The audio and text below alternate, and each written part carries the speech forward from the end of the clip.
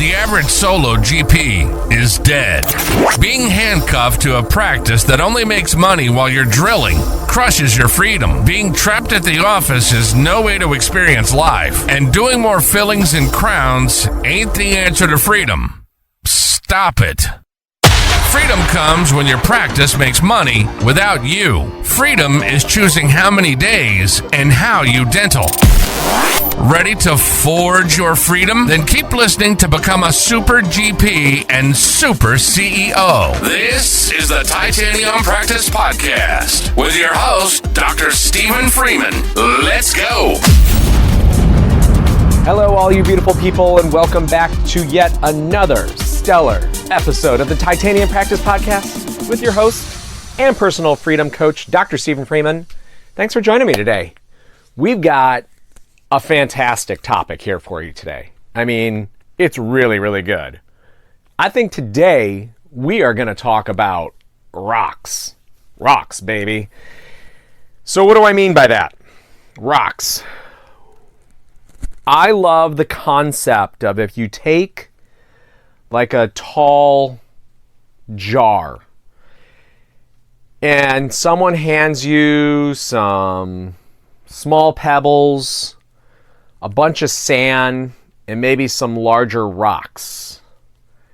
There's a particular order about what you need to do in order to get the sand, pebbles, and larger rocks into, we'll call it the jar. There's a certain way you have to do it. And the way you do it is the first thing you need to do is you need to put the largest rocks in first. Then the next, and then the next largest. And then finally you fill in that sand. And the sand filters all around those larger rocks. And God, it's such a great metaphor for what you need to be doing at the practice and in your personal life. But I think primarily what it does is affects what we do at the practice. Most people tend to deal with the sand first. The little itty bitty things we spend so much time and attention on. That's what we deal first. We put out that fire, we do that little thing, we do that little thing, and do that little thing. And sometime,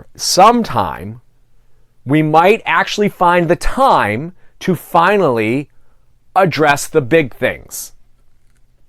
Our thinking is all backwards. It's all backwards.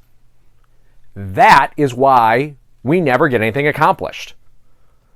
Because we think about it all wrong. And we do this about other things. We talk about this is another podcast, about the fact that people are afraid of flying, even though it's the safest way to travel in the world. You're much more likely to die in a car crash heading to the airport than getting on the airplane and flying on the airplane. And yet people all around the world are afraid to get on an airplane. So we just go about things the wrong way. So what you need to be doing is prioritizing the big things that will actually move the needle and get you to where you want to be. And you know how I know you're thinking about this wrong? Is because you're here listening to me today, which means that you're not where you want to be. Everything you've done leading up to this point has gotten you to this point. All your experiences, everything you've done, and there is some hurdle or barrier that is stopping you from getting to where you want to be. Whether that's time off, whether that's money, don't care. You're not focusing on the things that will actually make a difference. And that goes back to me saying, get people to help you to do the little crap, so that you can be the one to actually make change. Because I'll guarantee you, your assistant can't make the change. Your office manager is not going to make the change. The leader needs to make the change for the big things.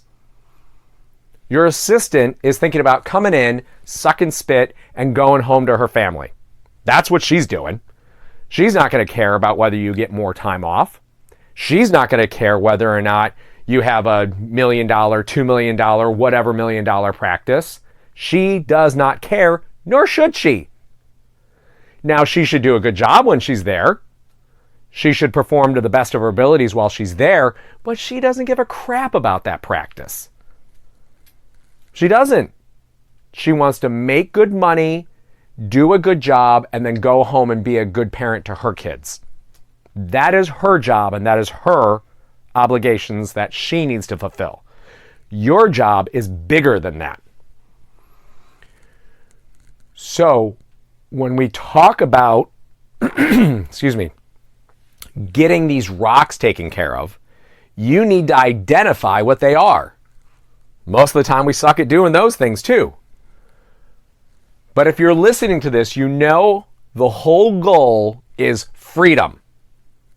That's the biggest frickin' rock we got. That is what you need to be focusing your time and attention on. Then you look at the next smaller rocks. What do I need to put in place after that? What do I need to do to surround that bigger rock to make this all work?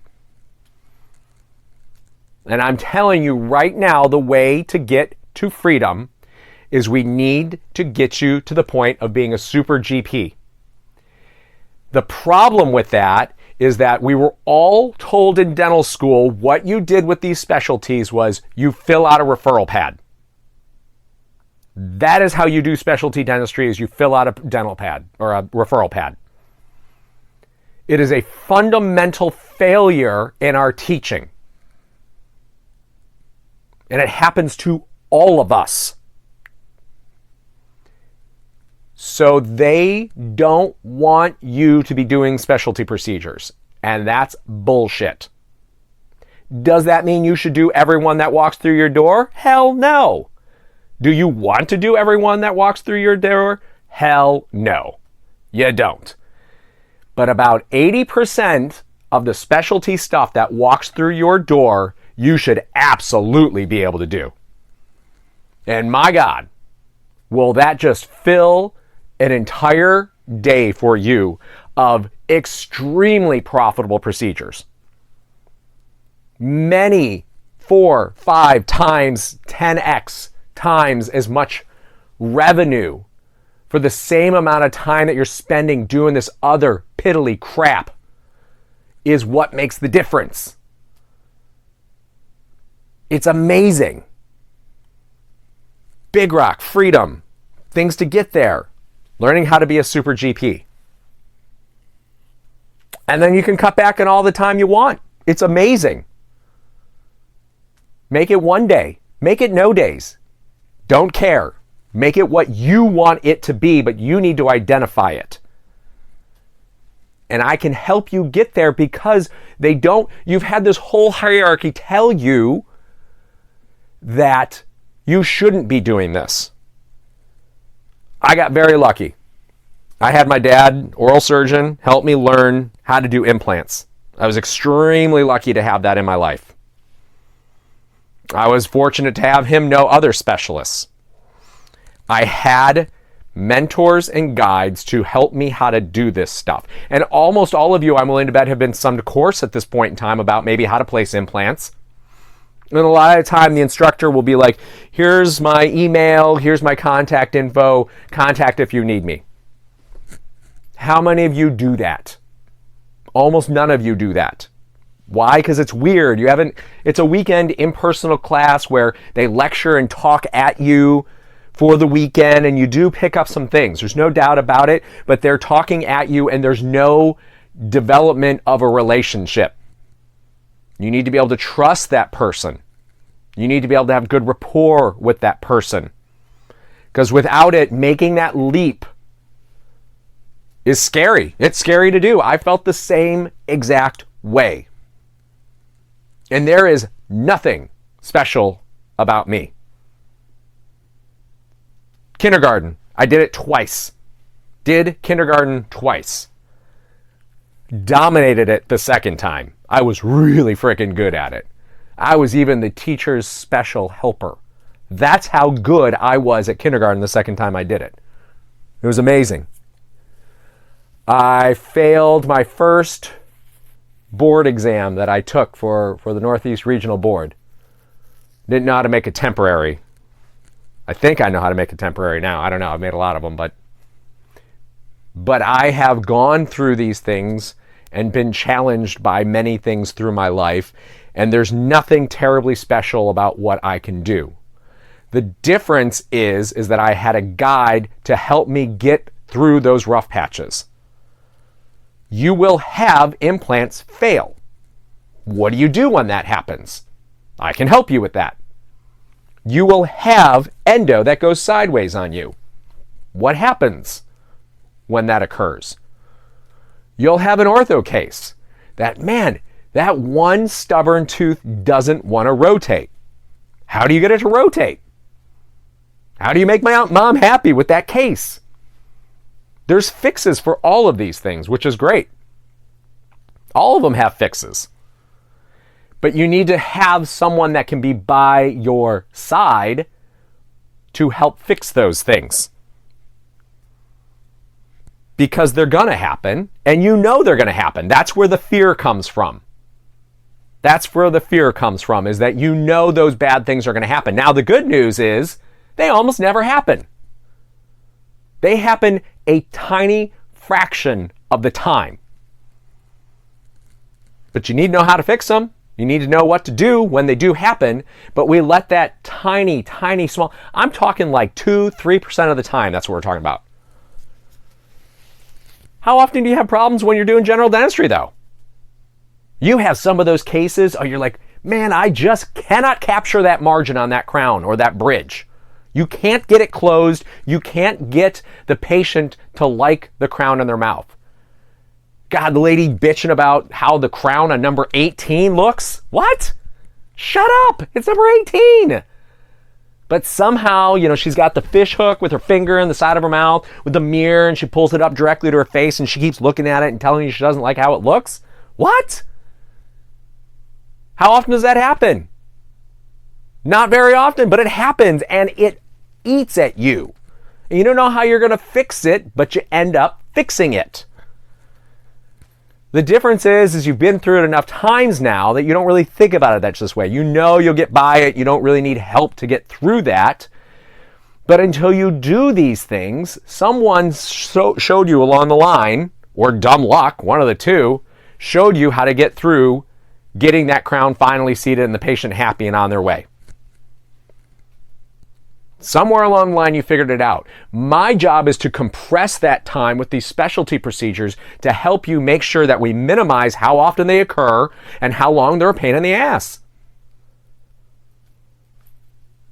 Because, man, it sucks to turn to someone and tell them that their implant failed. Especially if you're the one that took out their tooth and grafted the site and it's been 3 months, and then they get the implant, it's been 3 months. Now they've waited 6 months for their implant. And now you're like, we got to start all over again. It doesn't happen often, but when it happens, it is a gut punch. It sucks. But it's so rare, and it's so infrequent that it occurs. You can't let that be the dominant train of thought that stops you from doing this. And the fix is pretty simple for it. That's the good news. Takes time, but the fix is simple. But we focus on doing the wrong things. And we're just operate from this sense of fear rather than charging at the problem and knowing what are the things that we need to tackle first. So you need to make a list. I've told you this before of what you need to do is that you need to be in a position where you figure out what you want. And it's okay for it to change as you go through your journey of doing things from, be it from clinician to practice ownership of what type of practice you want. You think you want a small one, then you think you want a big one, whatever. Again, don't care. Be whatever you want it to be. But you need to be in a situation where you at least have written down and you kind of got an idea of what it is that you think you want to be headed for. But that overarching theme, if you're listening to this, is freedom. How do I generate money either while not being at the office, which is what I'd encourage you to be shooting for, or I just don't have to be here nearly as much as I am right now, and be in a situation where I need to run everything.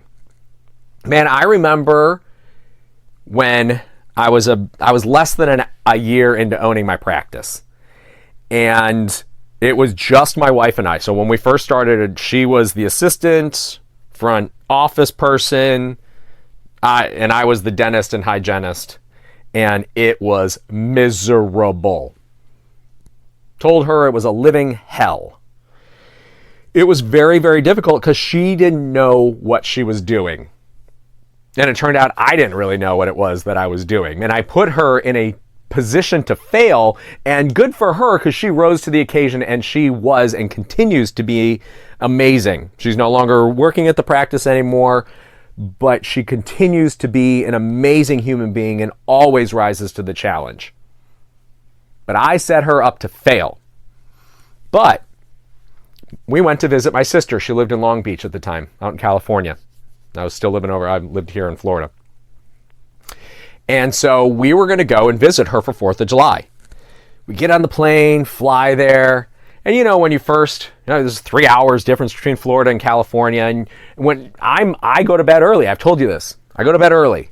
But when you get together with people you haven't seen in a while, you don't go to bed right away. You stay up, you talk. Well, shit, it was already 3 hours, when we landed past my bedtime, and then we stay up and talk. Well, what do you know?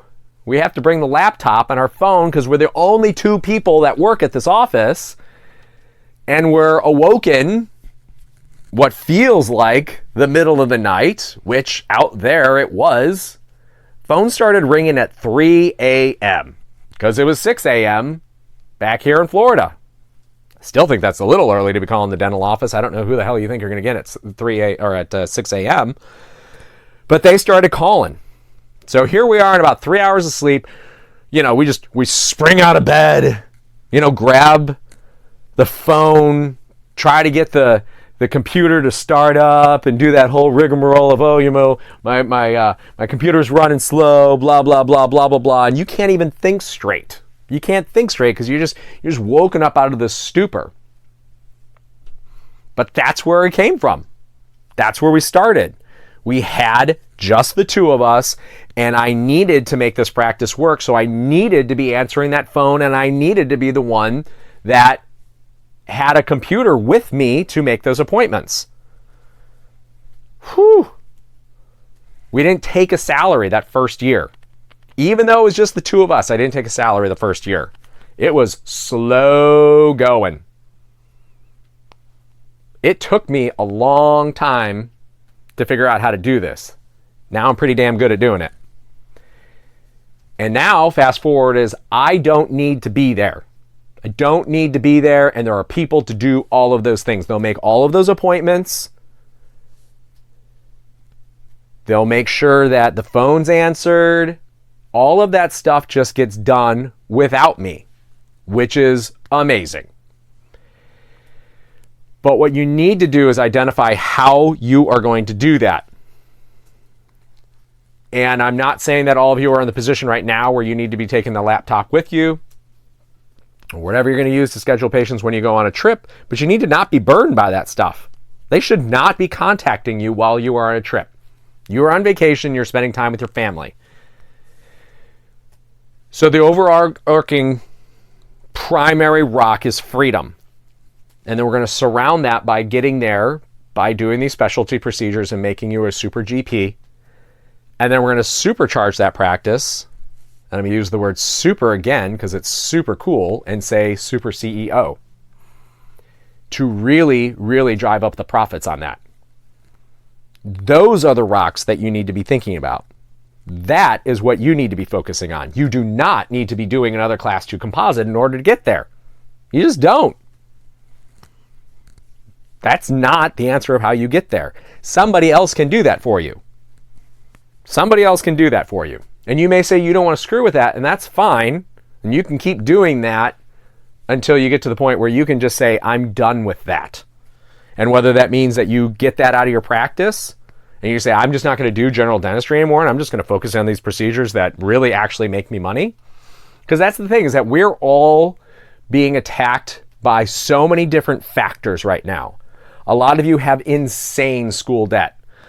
You all know about the inflation that is just absolutely crushing everything right now, which makes everybody come running in for raises more than they normally do. They normally come running in for raises, but man, how many of you heard your hygienist say they got a text from Heartland saying that they're going to pay their hygienist, $50+ an hour, plus give them like an $8,000 signing bonus? Like, what are you supposed to do with that information? I mean, you've got one of two options. You pay it, or you watch them walk out that door. Part of the way you combat that, though, is culture. And that kind of goes back to mission, vision, core value, and then developing a culture of where people want to stay. That is how you fight against that. And that's an entirely different podcast. But the point to that is the fact that we also need to be dealing with the fact that DSOs can run much more efficiently than we can. Even as a super CEO, somebody else is going to be way smarter at a huge company that's backed by private equity than I can ever make out, any of us. Or at least that I'll ever be. So you need to be looking at the fact that we're being attacked from so many different levels, and we need to be able to differentiate yourself. And speaking of differentiating yourself, you need to be able to have what's called a USP, or unique selling proposition. What makes you special? What makes your office special? And this is one of those things that you'll need to really think about more when you get to the super CEO role than you do about being a super GP. But if your office can keep it all in-house, you're not going to get referred out, that's a really cool, unique selling proposition, and that's mine. That's what we do. We keep everything in-house. Pedo, ortho, endo, oral surgery, you name it. The only reason someone gets referred out is if they choose to go to somewhere because their next door neighbor said that they should go to see blah, blah, blah because they're supposedly amazing, and you snicker behind your back because you know that person is not that great and you really should go see somebody else instead if you're going to go somewhere else. So that will be another topic at some point in time of what you need to decide when you're a super CEO. But in the meantime, though, that is a great way to grow your practice, even the general dentistry side of it, because people talk, they talk. They got boards for everything. Nextdoor, whatever, blah, blah, blah, Facebook, whatever. They all talk and they all say, where's a good place to go? If you can keep that stuff in-house, you are going to grow the general dentistry because more people will just come to you. Now, they're not going to say, not everyone's going to say they came because of the fact that you do everything in-house. You will just start to get those people, and they'll just show up. I heard you were the implant guy. I'm going to come see you. I heard you were the ortho lady. I'm going to come see you. And it just happens. And it's very cool the first time it happens. Because it's like, I never really thought I was going to be doing this stuff, and here I am. And you never thought you were going to be doing it because you were fearful of doing it, and you need someone to help you get over that fear factor of it. And we can certainly do that. We can certainly help you with that part of it. But what you need to be focusing on are the big things. Freedom, how to get you to be a super GP so that you can free up your time, increase your profits so you can do what it is that you want to do, and you can live the life that you want to live. All right? So that was our talk today about rocks. Very exhilarating, always talking about rocks. But make sure you just focus on the big things in life, and that's the point of it. And let that little stuff fill in around it so we're focusing our energy on the big things rather than on the little things, all right? Love to see you over at titaniumpractice.com. If you want to download our free ebook, Forging Your Freedom, at titaniumpractice.com, we would love to have you. And until next time, I love talking to you guys, and we will talk to you soon, okay? Thank you. Bye. You've been listening to the Titanium Practice Podcast with your host, Dr. Stephen Freeman. Please hit the like and subscribe button and follow us on Instagram, Facebook, and YouTube at Titanium Practice. Questions or comments? Send an email to info@titaniumpractice.com. Join us next time to help turn your average practice into a titanium practice.